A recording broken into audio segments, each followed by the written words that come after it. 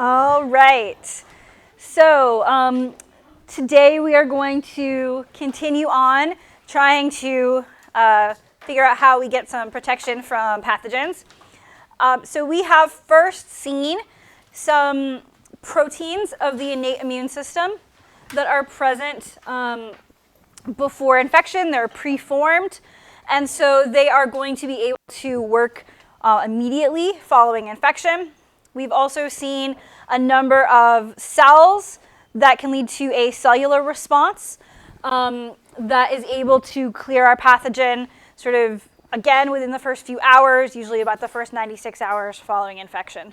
But it is also entirely possible that we can have that pathogen still need to be further combated, and that is where we start to see the actions of the adaptive immune system.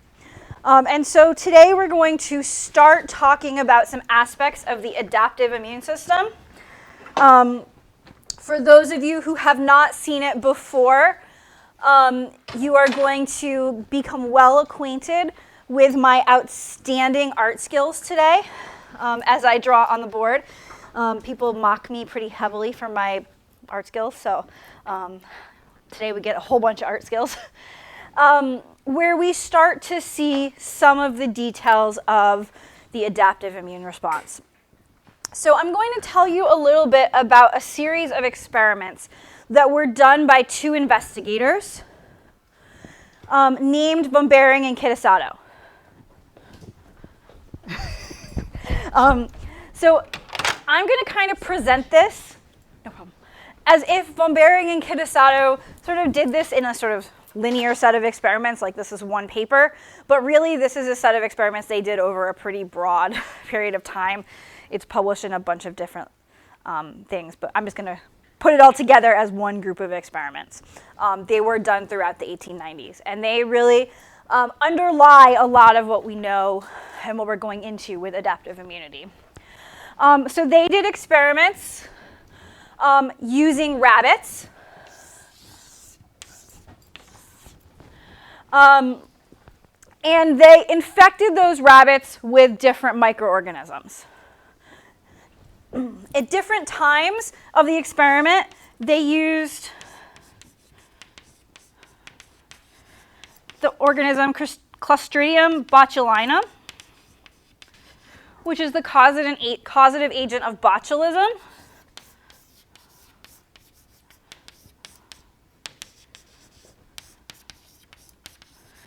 Clostridium tetani, which is the causative agent of tetanus, as well as another organism called Corynebacterium diphtheriae, which is the causative agent of diphtheria.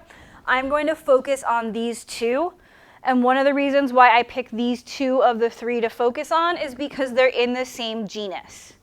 And so you can imagine they're pretty closely related to one another. So the first thing that they did was they injected the rabbits.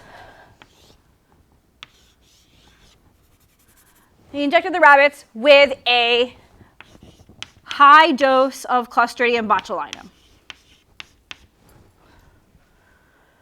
And the end result is that the rabbit died. They repeated this same experiment with the low dose, or with a low dose of Clostridium botulinum.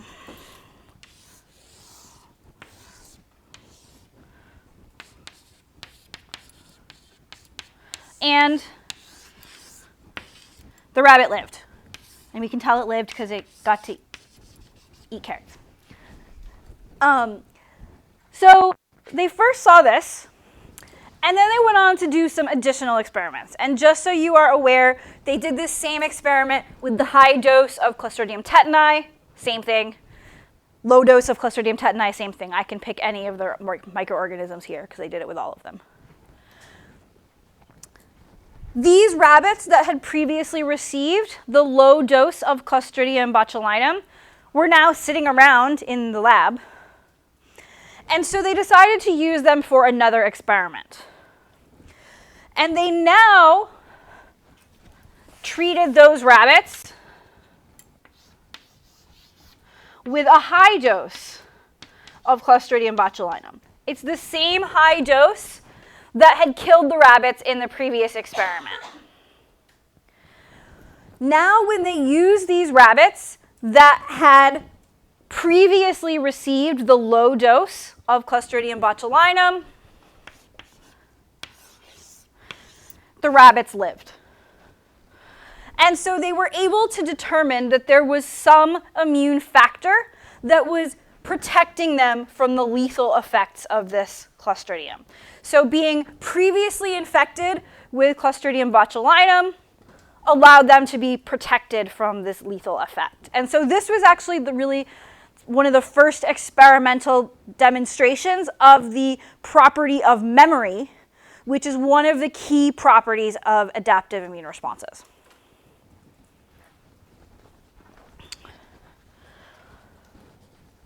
They then went on to do another really important experiment.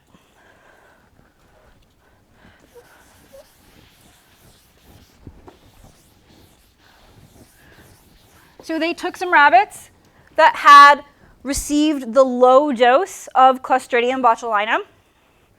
They lived just like they lived before. But now they gave them the high dose of Clostridium tetani, the other microbe. And I will just tell you that if they did high Clostridium tetani before, then low tetani, low then high, same results they got last time. Everything is the same. They did just high, the rabbits died. They did low, then high, they lived. Same pattern they saw before. But now they're going to mix between the two organisms. So they do a low Clostridium botulinum, they do a high Clostridium tetani. And the end result is that the rabbit dies. And this shows them that this immunity that they have sort of found is specific. It first demonstrates the hallmark quality of specificity that we have in the adaptive immune system. So a previous low dose of this microbe doesn't protect against everything, doesn't even protect against all microbes in this genus. It only protects against more infections with Clostridium botulinum. You're not protected against this related organism. They then went on to do one additional set of experiments.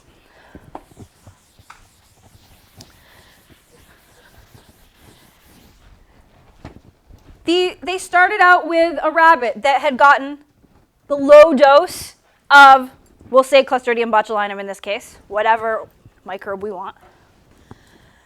And then they wanted to see, what is the thing that's protecting the rabbit? What is the magical stuff that is this immunity?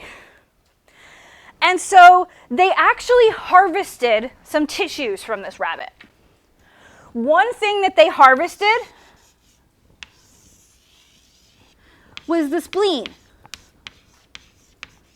And you know about harvesting spleens because you did it in lab yesterday.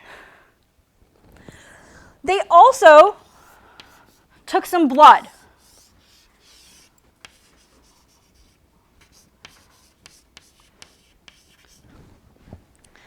They separated that blood. They didn't use whole blood. They separated the blood to get something called the serum. So basically, they got rid of all the cells in the blood and just had the liquid fraction. That liquid fraction still contains the proteins, as is seen here, but the cells are removed. So they actually took the serum part of the blood. Of the top layer. And when they got the spleen, they made a single cell suspension, just like you did in lab yesterday. They then either took those spleen cells and gave them to a new rabbit, or they took the serum and gave it to a new rabbit. Their hypothesis was, if cells are really important for this immunity thing, then transferring cells from the spleen will make this rabbit protected. And if the liquid part of the blood, which we now know has proteins in it, is the important part, then transferring the serum will make these rabbits protected. They then went ahead and gave each of these rabbits the high dose of the microbe. Before I tell you the results, I want to give you a caveat. This set of experiments, along with many sets of experiments we're going to see this semester, led to a Nobel Prize. Many of the Nobel Prize winning experiments that we see have a fair amount of luck involved in them. There's one we're going to talk about, for example, where they did some work with DNA, and it turns out that there were only 2 restriction enzymes known the year they did the experiment, so they picked one. And we now know if you had done the experiment with the other one, it wouldn't have worked, kind of thing. Same thing, kind of thing happened here. It just so happens that the 3 microorganisms that they picked have some certain biological similarities that make this experiment come out really cleanly. And if you use different pathogens, you would actually get different answers in this experiment. So if I did this experiment, say, with influenza, I would get a different answer than the answer I'm going to show you now. So don't think that the answer I show you now is like the answer for all time. It's the answer for this experiment, and they lucked out because the 3 microbes they picked have some other microbiological similarities, which they didn't know. They just picked those 3. So they did this experiment, and they found that the rabbit that received cells from the spleen died. And the rabbit that received serum from the blood was protected.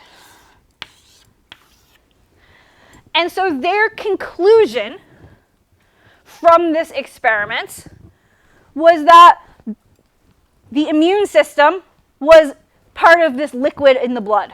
That was the important thing that was protective. Again, that worked beautifully because they picked just the right microbes. So don't think that like cells are completely dispensable, that we can throw away cells, that all the stuff I made you do yesterday in lab with the spleen was like useless. No, those are actually important. They're just important for something else. So the idea here, we now know, is that there are these proteins, antibodies, in the liquid of the blood that we can transfer that can lead to protection. You also saw in this experiment this important property of specificity. So you saw that the antibodies made against one pathogen, like for example measles virus here, are going to specifically bind to that pathogen and will not bind to others like influenza, which you can see here. So you saw that same specificity in the experiment. That's one of the key features here. I will contrast this. Both measles virus and influenza virus are RNA viruses. They would actually turn on the same PRRs. So the PRR is going to see both of them and start making interferon.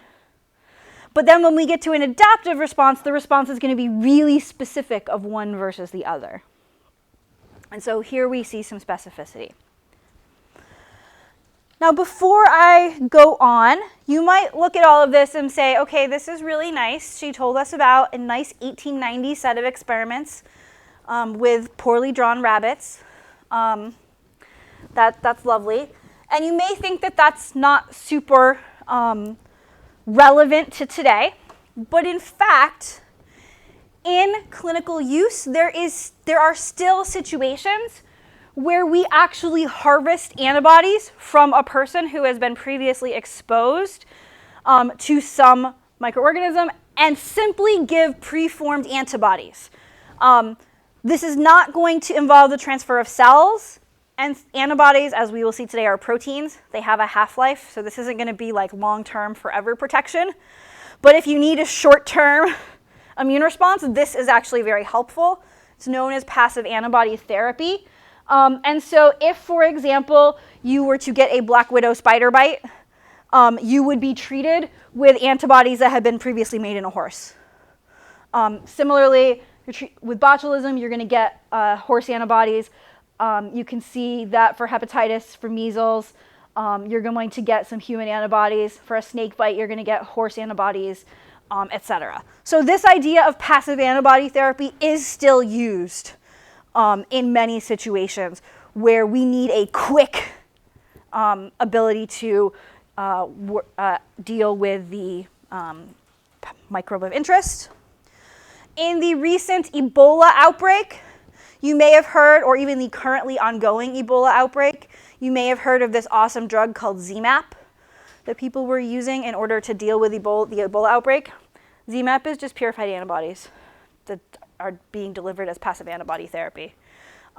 They're cool because they're made in a really interesting biotech way, but it's just passive antibody therapy where you're making different types of antibodies. And in fact, there are cases where people were thinking during the large outbreak in 2014 of actually pulling blood from survivors to get antibodies to transfer into some patients, simply to have that protection. People are even thinking about things like using this in some HIV trials, or there was this big discussion of some antibodies that might be made for MERS. So this is used in many cases clinically. This isn't just some old-timey experiment I'm presenting to you. This experiment also is the start of the way that people tried to figure out what were the important parts of the immune system. And so after von Behring and Kitasato's experiment, a lot of experiments that were really kind of biochemistry experiments were done. And basically what they did is they were taking the serum that had been transferred in the von Behring and Kitasato experiment and breaking it up more and more and trying to figure out which part is the important part. So one of the first things they did after the experiment you see here is they took the serum and they treated it with a protease to see, is the thing that's protecting a protein? Or they treated it with a lipase, and they treated it with a glycosidase, or they treated it with a nuclease. Is it a protein? Is it a nucleic acid? Is it a lipid? Is it a carbohydrate? They use each of those enzymes to get rid of one type of biomolecule, and then look to see what was the answer. And they found that it was a protein. So they came up with the fact that proteases got rid of this activity, and it must be protein. Then they said, okay, great, let's find the protein. And they went ahead and tried to separate the proteins that were in the blood. I show this figure from your textbook for a very important reason. So this was really before they had gel electrophoresis. So this is basically a type of chromatography they did. These peaks would be basically bands on the gel now. So they found that there were 4 big types of proteins. One of them was this protein that was really at high levels in the blood called albumin. And then they found 3 other types of proteins. And these proteins were globular proteins. And so they called them globulins, because they didn't know what else they were. They just called them globulins. And they didn't know anything about them. They were just the globulins. So they called them alpha globulin, beta globulin, and gamma globulin, the first 3 letters of the Greek alphabet. Because that was more fun than 1, 2, 3. So they found all these 3 groups of proteins. They then did some experiments, like an experiment where they got rid of each of these different groups, and they found that gamma globulin, if you got rid of gamma globulin, you got rid of this protective activity. So this protective protein was part of the gamma globulin fraction.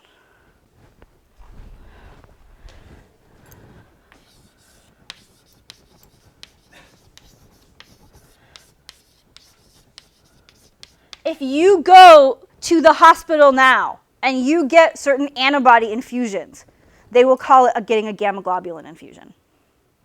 They still call getting antibodies infused gamma globulin to this day. And this is where that comes from. They also realized when they did this that the gamma globulin fraction was the one that was important for immunology. And so they called it the immune globulin. We have since kind of played with that name, got rid of this E, put in an O.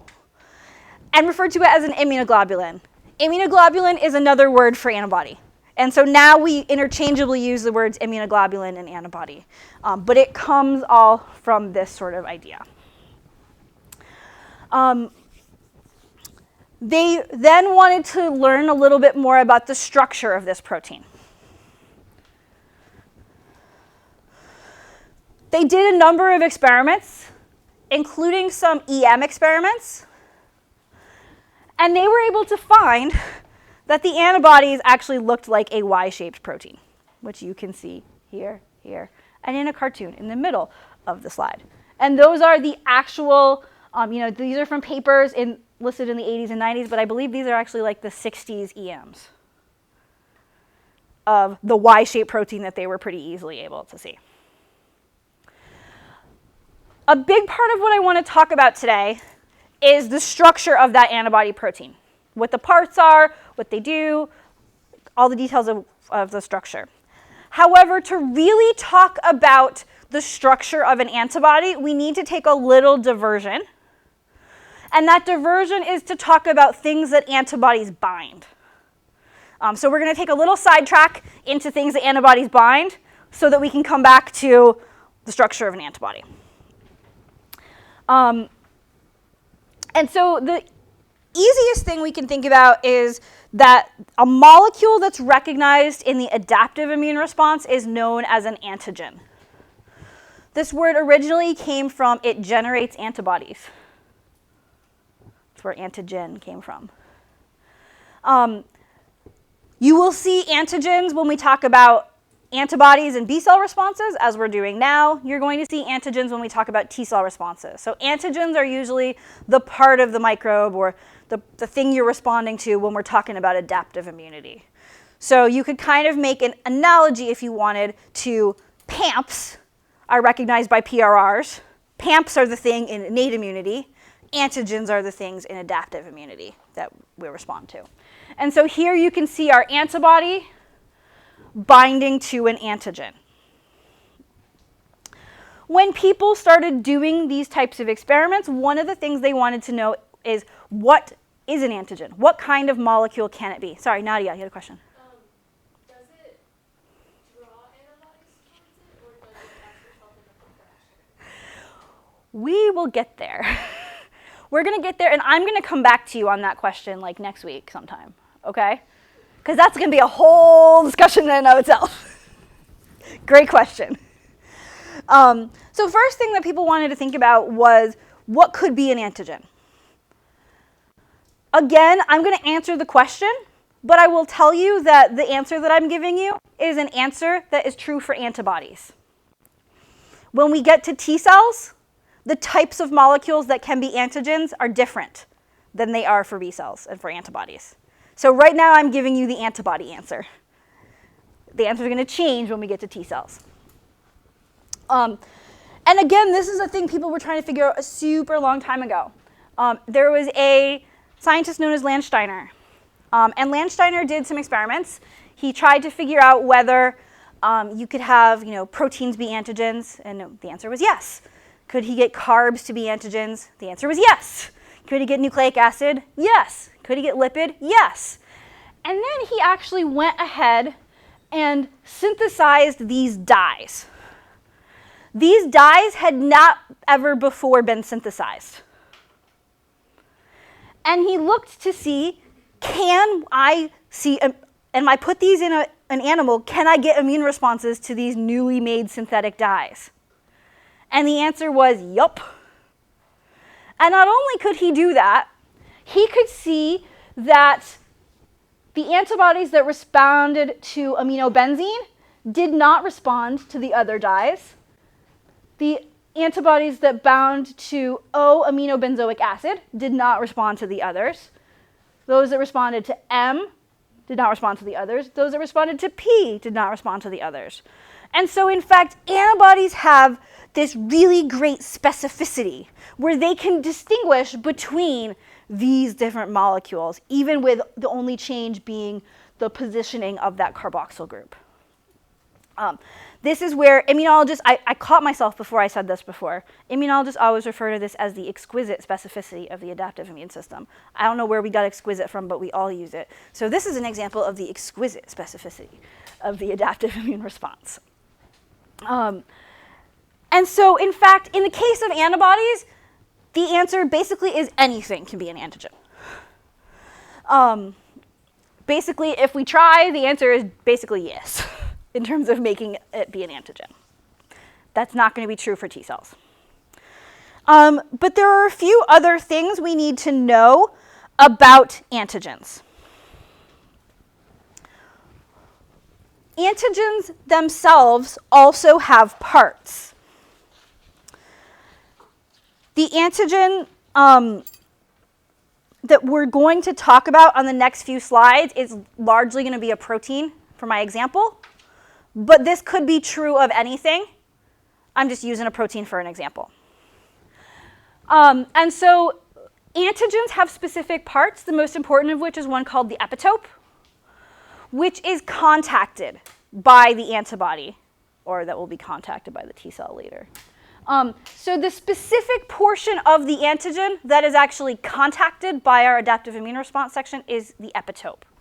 You can see that our yellow antigen has two epitopes within it. It has a red epitope that's binding to the red antibody, and it has a blue epitope that's binding to the blue antibody. So one antigen can have multiple epitopes. One other thing that's sort of actually implied here, though not outwardly stated, is that antibodies tend to recognize what are known as native epitopes. That means that antibodies usually recognize amino acids that are not next to each other in the primary sequence of our protein, that are brought together when the protein is folded. So you can see this epitope on the right-hand side involves these two amino acids that are not actually next to each other. So if we unfolded this protein, the antibody would no longer be able to bind. These two parts wouldn't be close together for the antibody to bind. If you look at the previous slide, here you can see that the red epitope is actually made from these two loops. It's a surface that's made when the protein is folded. So if I unfolded this protein, those wouldn't be anywhere near each other, nor would these blue loops be anywhere near each other. So the antibody is recognizing a folded protein. Sometimes you can luck out, and the epitope will involve some amino acids that are next to each other in the primary structure. Like you see on the left, that is officially called a continuous epitope or a linear epitope. But sometimes the epitope is only made when the protein is folded. If you decide after this semester that you never again want to think about immunology, you are going to go do some other type of biomedical science, you will probably use antibodies in some kind of experiment. For example, you might use antibodies in a Western blot. You really care about this piece of information if you use antibodies in experiments like in a Western blot or in immunostaining or in anything else. If you use antibodies, you really need to know this. Because if this is your epitope that you see on the left, it's made up of those three yellow loops that come together when the protein is folded. If you do a type of experiment that involves unfolding your protein, guess what? Your Western doesn't work anymore because your antibody doesn't bind because you just made the epitope go away. So you really need to know when you're doing your experiment, what is the epitope my antibody recognizes? Can I denature my protein and still get recognition? Or is this an epitope that's only present when my protein is folded? Because here, I denature this protein, I'm out of luck. My antibody's not going to be able to bind to these three pieces of the epitope separately. If, however, we're looking at something like this blue epitope, It's still present when the protein is folded and when the protein is unfolded. If we care about this orange epitope, it's buried in the middle of the protein. The antibody is never going to find it when the protein is folded. If we unfold the protein, it might be accessible. So there are lots of different ways that those epitopes might be found in the protein, and you care a lot about that as you're setting up your experiments. As you saw on the previous slide, one antigen may contain multiple epitopes. It could be like the scenario that's shown on the left, where one antigen has 4 completely different epitopes. Or it could be like the scenario shown on the right, where one antigen has repetitive copies of the same epitope over and over. Both of those are things that do happen. If we zoom in to a particular pathogen, like a particular bacterium, that pathogen likely has multiple antigens within it. So one microbe usually has multiple antigens. So I always say, and this happens with your antibody to the flu. Well, really, flu is a pathogen. It has multiple antigens. You don't really have one. You have one to each of the antigens. I'm just oversimplifying. And in fact, each of those antigens could have multiple epitopes. So we can start to find a lot of different binding surfaces that might happen for a particular pathogen. So just to give you another example of that, on the left, you can see a cartoon version of HIV. You will notice a protein that is called GP120-ONV that is labeled in yellow here, as well as GP41, which is in red. They're the spikes on the outside of the virus. This is a blown up copy of GP120 with a little bit of GP41 on it. And each of these different regions that are either colored or labeled are different epitopes in that one antigen of this one virus. And so we could go through all of these different proteins and map out the epitopes that are in those antigens. And so you can see that there are a lot of different ways that these different binding surfaces can be found. So just be aware of that for moving on. So I showed you before that our antibody is in the shape of a Y, which we can see like this. One other piece to just be aware of with antibodies is shown here. When we talk about antibodies, we can also talk about whether those antibodies are what are known as polyclonal or monoclonal antibodies. Polyclonal antibodies are a mix of antibodies that bind to the same antigen, but may bind to different epitopes on that antigen. So here you can see we have a group of polyclonal antibodies. We've got some red antibodies binding to the red epitope. We've got blue antibodies binding to the blue epitope. We've got black antibodies binding to this gray epitope, all on our antigen. That's actually what it looks like when you make a real immune response. Your body is going to make multiple antibody responses to each of the different epitopes. If you actually decide you want to do experiments with an antibody in the laboratory, you will purchase antibodies that are monoclonal, that are all directed to not only the same antigen, but also the same epitope. Those are made in the laboratory through some very specific purposes, which we can deal with later. This is not sort of something that you naturally have made, but so you will also notice if you've done experiments, you may have thought about whether you're using a polyclonal or a poly versus a monoclonal. This is the difference between those two things, and it's related to those vocabulary words of antigen and epitope that we have seen. So we have this antibody shaped like a Y. And one of the things that we might want to think about is a little bit about where it comes from. I'm actually I'm actually going to move the next slide because I think that's a very bad place for it.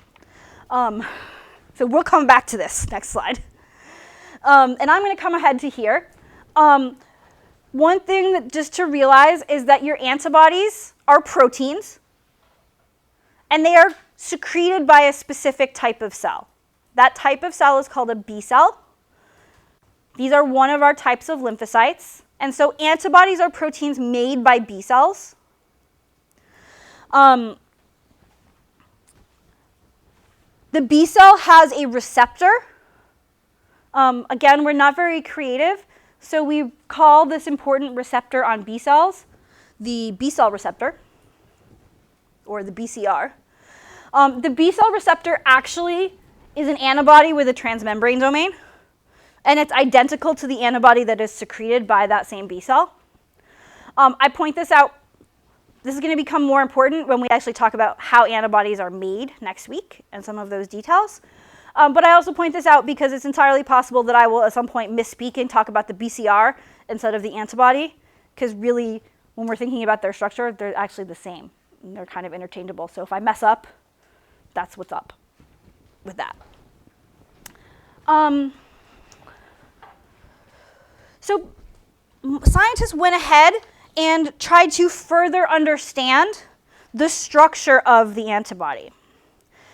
And when they did that, they learned a few things. So they did this structural work. First, they actually incubated antibodies with some antigens. And they used this antigen, they used the antigen of sheep red blood cells, which are really big, which you can also see under a microscope, under an EM. And they realized that the antigen always bound to sort of these shorter parts of the Y. The antigen always bound here and here, or here and here. And in fact, it looked as though the two binding arms were identical. So it seemed as though there were two identical binding arms as part of our Y, and then like a tail piece. So that was one of the first things they realized. They next treated these proteins that they had found with a reducing agent, beta-mercaptoethanol. Beta-mercaptoethanol breaks disulfide bonds. And so what they were trying to do here is break disulfide bonds. And they found that their one antibody, when treated with mercaptoethanol, became 4 proteins. And this told us that the antibody is in fact made up of 4 protein chains that are held together by disulfide bonds. 2 of those protein chains are identical and kind of big, and the other 2 are identical and kind of small. And so we refer to them as our 2 heavy chains and our 2 light chains. So every antibody is made of 2 identical heavy chains and 2 identical light chains, which are held together by disulfide bonds. You can see the disulfide bonds, that there are 2 in the middle holding the heavy chains together in our actual antibody, which is in blue. The heavy chains are the darker blue. We've got the 2 disulfide bonds holding them together. And then we've got the light chains on either side, each held on by 1 disulfide bond. And so that gives us our antibody Y-shaped structure. So you can see the before and after. They then used a protease to break up the antibody. They used a protease that's known as papain. You probably have not heard of papain before as a protease. Papain is found in some fruits. You know how some fruits like give you a weird feeling in your mouth, like a weird tingly feeling? That's because they have something called papain, which was originally isolated from papaya, which is where it got the name papain. So they used papain to do their digestion, and they got 3 fragments. 2 of those fragments were identical and contained a light chain and a piece of the heavy chain. The disulfide bonds still held them together. And then there was this other piece that contained the remainders of the heavy chain, again still held together by the disulfide bonds. These 2 pieces at the top were known as the FAB fragments. You can see FAB is labeled there, sometimes known as the Fab fragments. Fabs are the fractions that bind antigen. They are the fractions with antigen binding. And so these retain their ability to bind to antigen. This part can't bind antigen. And so that starts to tell us some things about how exactly this binding must be working. It must be due to some part up here, not due to some part down here. This part was named the FC portion. FC officially stood for the fraction that was crystallizable. If you remember FC not as fraction crystallizable, but as the constant fraction, that's fine, because we're going to talk about a constant region at some point, and the constant region and the FC are the same. So if you remember C is for constant instead of C is for crystallizable, that is okay. You do not need to know that it's crystallizable. They also use a protease that you probably have heard more about, pepsin. When they used pepsin, they in fact got this as their product, where you had the heavy chains were degraded at a slightly different place, and so you still had the two heavy chains bound by disulfide bonds along with the light chains. So it was sort of like you had the two FABs still held together. This was known as a Fab2 because you still had those two FABs fused together.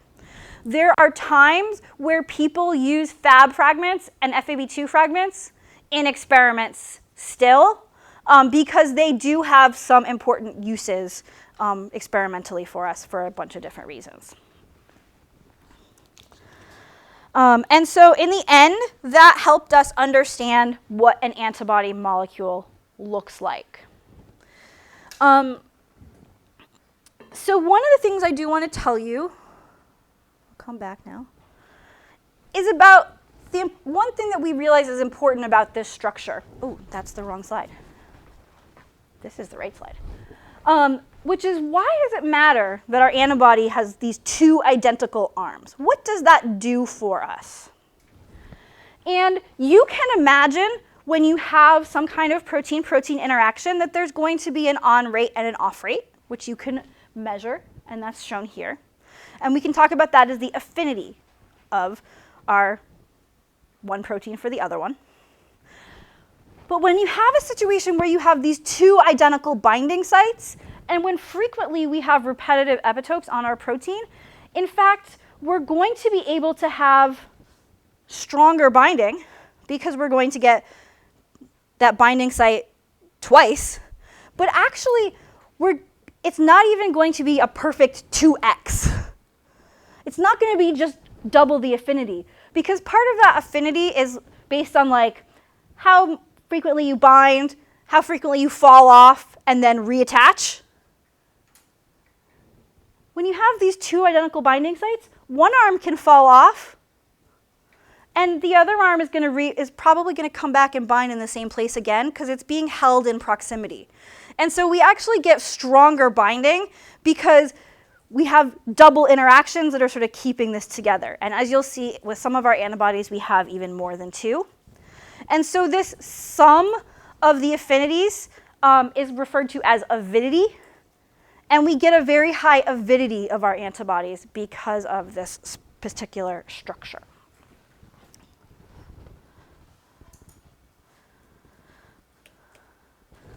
All right, so this is the structure of our antibody.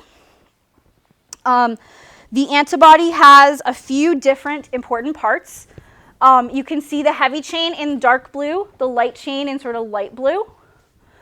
And you can see that also depicted in a space-fill diagram on the right. You can see that if we break down our antibody further, there are these sections that are drawn as rectangles. Those rectangles are specifically depicting a kind of protein fold. That protein fold is known as an immunoglobulin domain or an IG domain because it was first described in immunoglobulins. The immunoglobulin domain has typically 7 antiparallel beta strands. You can see that there are some situations where we have additional ones. The sort of classic is the 7 antiparallel beta strands. So you can see that we've got this down, up, down, up, beta strand configuration. You can see that there are loops connecting the beta strands. So this kind of goes in a weird order. It's like this is the first one, and this is the second one, and this is the third one, and this is the fourth one. It's a whole weird configuration. So we've got 3 loops on either end outside of our 7 beta strands. And we've got a disulfide bond in the middle holding the whole thing together. You can actually see what this looks like at the top. You can see the little loops coming up off the top of our beta strands. Those loops are actually going to be super important. So notice the loops. Otherwise, our 7 beta strands basically come together like a sandwich. And you know those little sandwiches that you get at fancy things that have a little toothpick in the middle? The disulfide bond is the toothpick that's holding this little sandwich together. And so the disulfide bond is basically right in the middle, popping this thing together, holding together our immunoglobulin fold. Over the course of the semester, we are going to learn about many proteins. They are frequently in your book going to be shown with this little circle depiction with a disulfide bond in the middle. You can see lots of little circle-y things with disulfide bonds. All of those depict immunoglobulin domains. And so most of the proteins in the immune system contain immunoglobulin domains. And so we're going to see them again and again and again and again and again. So that's what that is. We can divide up this antibody in a few different ways. So one thing that we can do is we can notice that the antibody can be colored in a few different separate ways. You can look at this little antibody I have here, and you can see my heavy chains are in yellow, and my light chains are in orange. You can also see that my heavy chains and my light chains are broken into 2 different colors. So we've got sort of this darker orange and a light orange. Dark orange, light orange. We've got darker yellow and light yellow. That's because with our antibody, we can divide into a variable region and a constant region of each chain. The variable regions are in the darker colors of this antibody. The constant regions are in the lighter. And you can also see that in this image. You can see something labeled as VH. That's the variable region of the heavy chain. You can see VL. That's the variable region of the light chain. And then you can see CH. Those are all constant regions of the heavy chain. CL are constant regions of the light chain. So that's one other big way that we can differentiate different parts of our antibody. You will notice that the variable region is the end that does the antigen binding. That kind of makes sense. Different antibodies should be different from one another. They should vary. And the place where they vary is where they're going to bind to antibodies. Or bind to antigens, I'm sorry. And so that makes sense. So the variable region is going to be the antigen binding region. The constant region is largely constant. For our purposes, we're going to say that there are 5 kinds of constant regions. So we can find 5 groups of antibodies with these 5 different constant regions. The types of antibodies are known as IgM, IgD, IgG, IgE, and IgA. I know this will make 0 sense to some of you who know a lot of biochemistry. I promise I will explain it at some point. I'm going to just say it now to get it out there. Yes, I know it's going to confuse some of you, but it's okay. We're going to get there. The IgM constant region is encoded by a gene called mu, c-mu. Mu is the M Greek letter, so M and mu go together. The IgD constant region is encoded by a gene called c-delta. The IgG constant region is encoded by a gene called c-gamma. The IgE constant region is encoded by a gene called c-epsilon. The IgA constant region is encoded by a gene called c-alpha. If you have trouble remembering these, in fact, this is the order that they are encoded on the chromosome. So mu, then delta, then gamma, then epsilon, then alpha.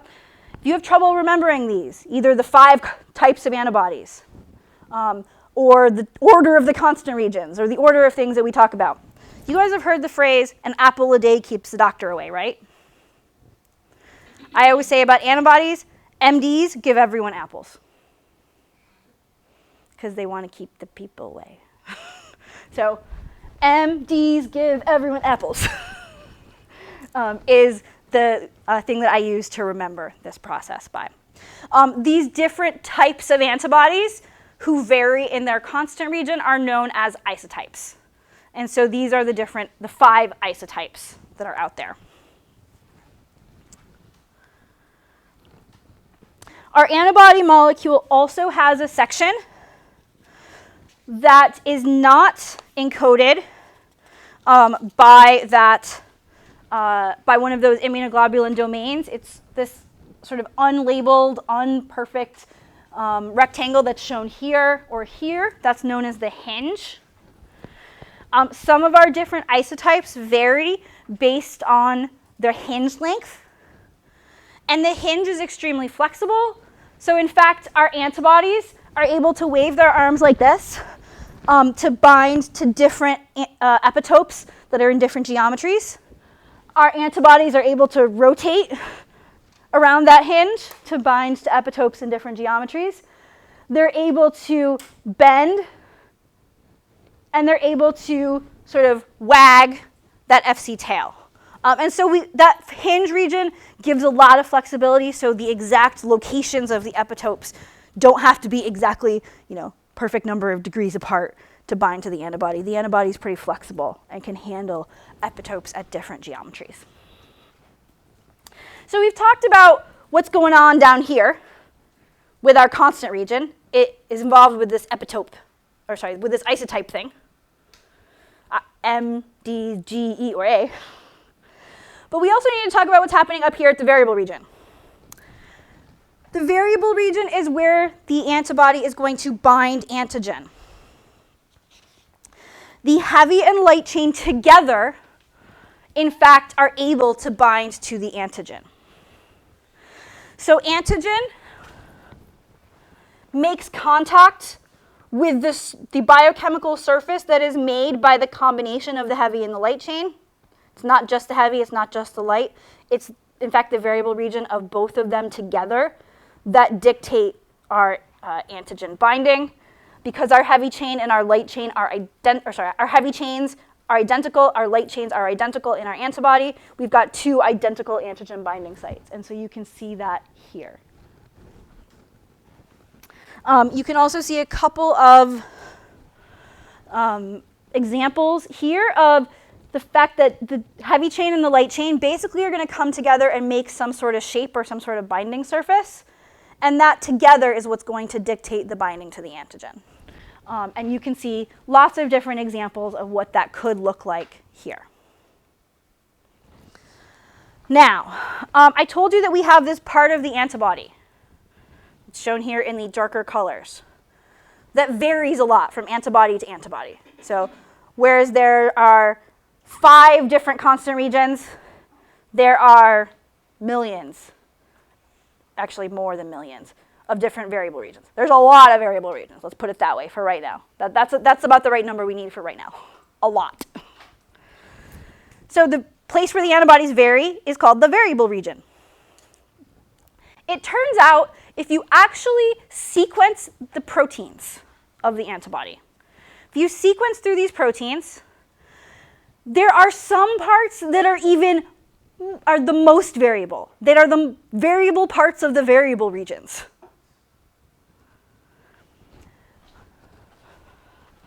So if we do that sequencing, we find that, for example, at residues, 0 to 30, there's not that much variation. Then there's a little peak where there's a lot of variation in the variable region. And there's an area where it doesn't vary so much. There's a little peak, area where it doesn't vary so much, and there's a little peak. If you were in charge of things, and you wanted to name these 3 little regions, what might you call them?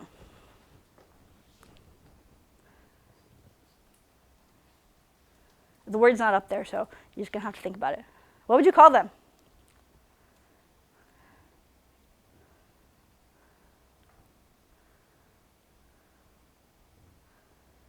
Yeah.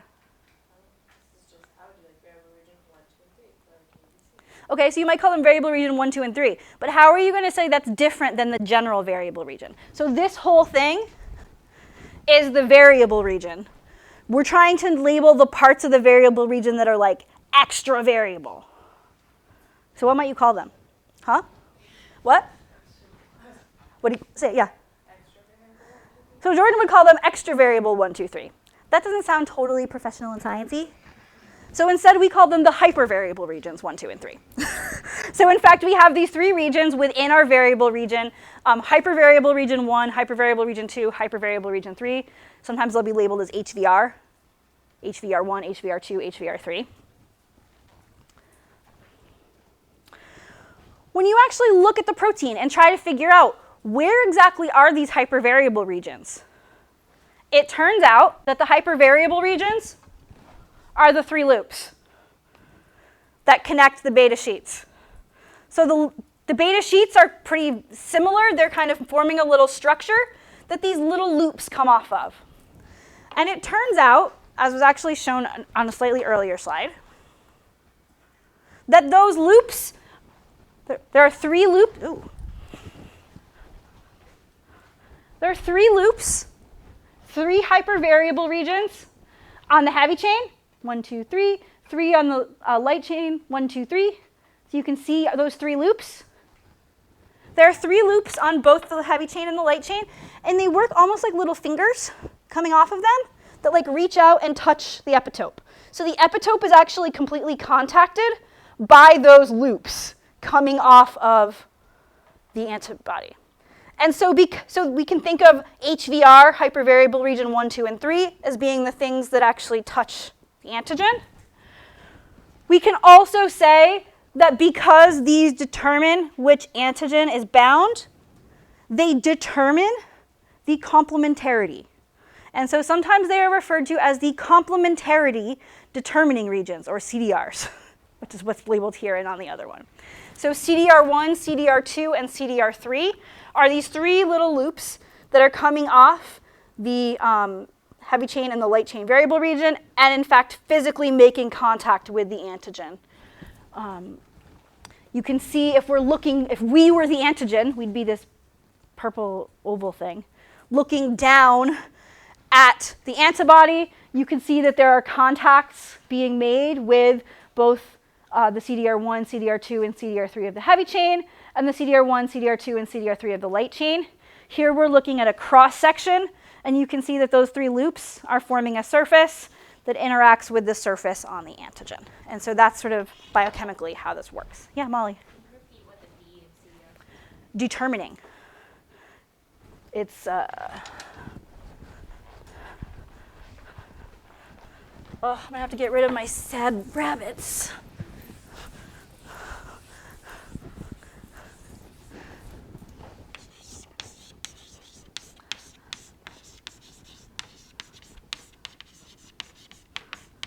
Complementarity, determining region.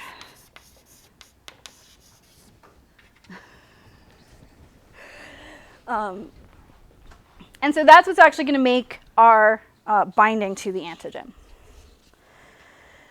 Sometimes people will look at other variation in antibodies.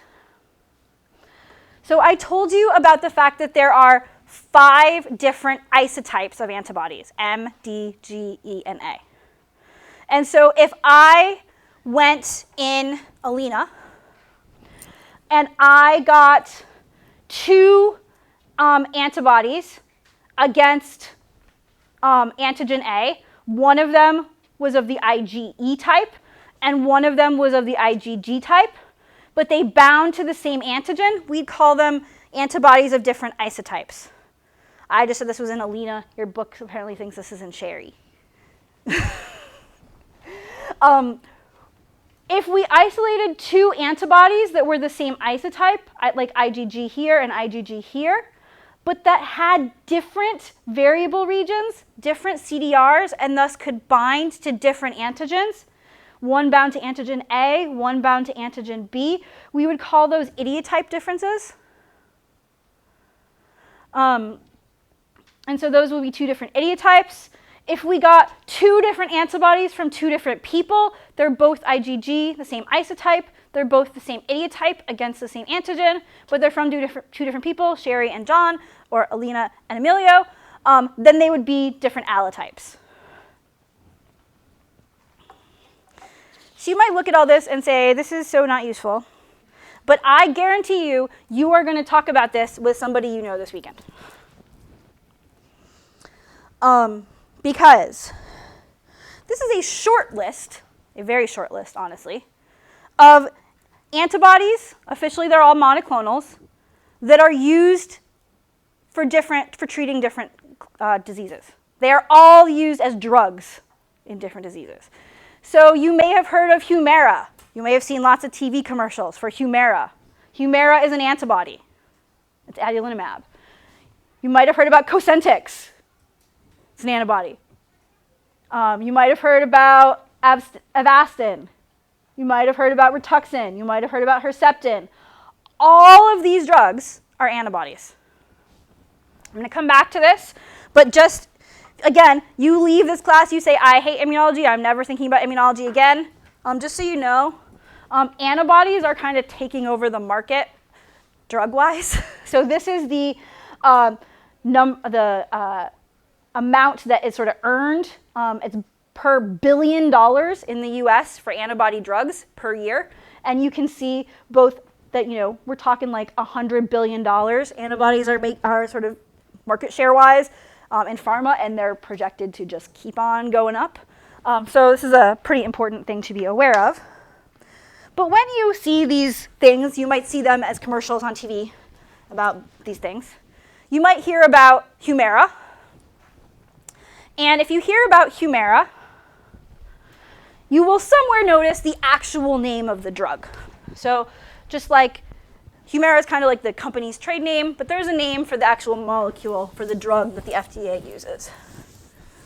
And that one is, let's make sure I do this right.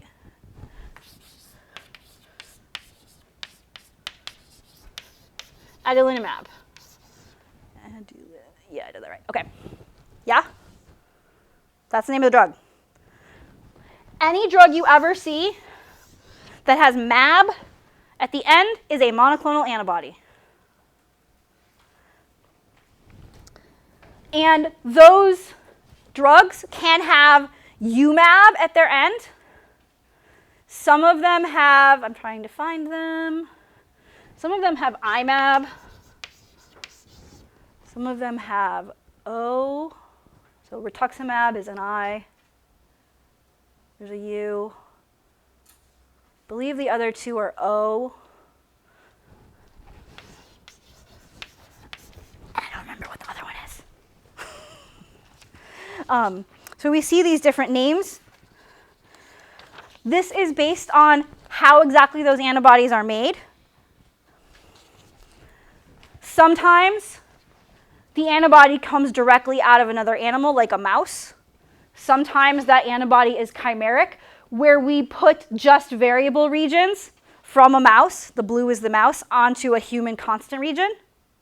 Sometimes we put just mouse hypervariable regions onto a human antibody and get a humanized antibody. Sometimes we have a fully human antibody, but you can imagine it can be really hard to, me make an antibody in you and collect it for, pharmaceutical purposes. None of you probably want to give me liters of any of your antibodies. So getting fully human antibodies is hard, but we can actually use some genetic engineering techniques and make our antibodies more and more human-like to work better. And in fact, these different suffixes, UMAB versus IMAB versus OMAB, indicate which of these types of things are used in putting that antibody together. And of course, I somehow managed to delete the slide that had that key on it for me. So unfortunately, I cannot give you the specific key right now.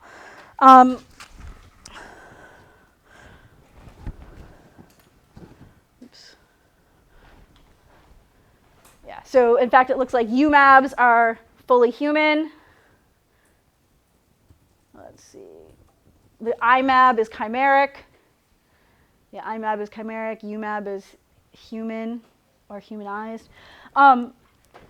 So that when You will start to see more and more as you watch different things on TV, drugs that have mAb at the end.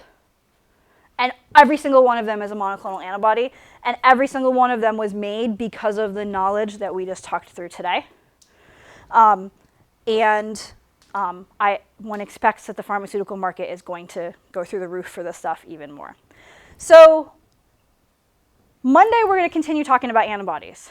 And I'm going to just leave you with the question that is really going to be our fundamental question on Monday. And you can go back and look at your non-science friends' comments if you don't believe me with what I just say. Antibodies are proteins. They're proteins with 4 protein chains. How the heck does this do anything about a pathogen?